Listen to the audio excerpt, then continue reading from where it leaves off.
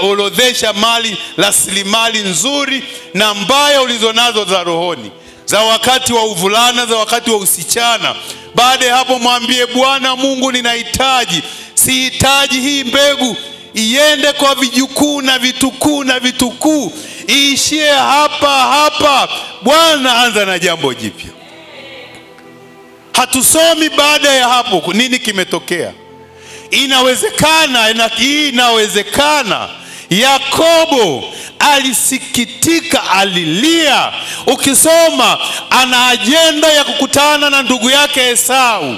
Wakati ana ajenda ya kukutana na Esau, anakumbuka uongo aliyomwelezea Esau, anakumbuka madhara aliyomwelezea Esau. Amekuja na sadaka za kumwambia, kaka, tumalize tofauti zetu.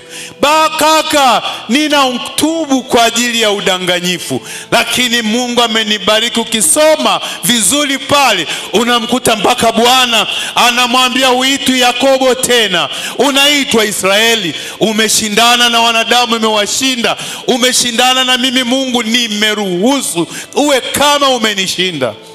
Watumishi wa Mungu, mwambie Mungu aharibu mbegu mbaya.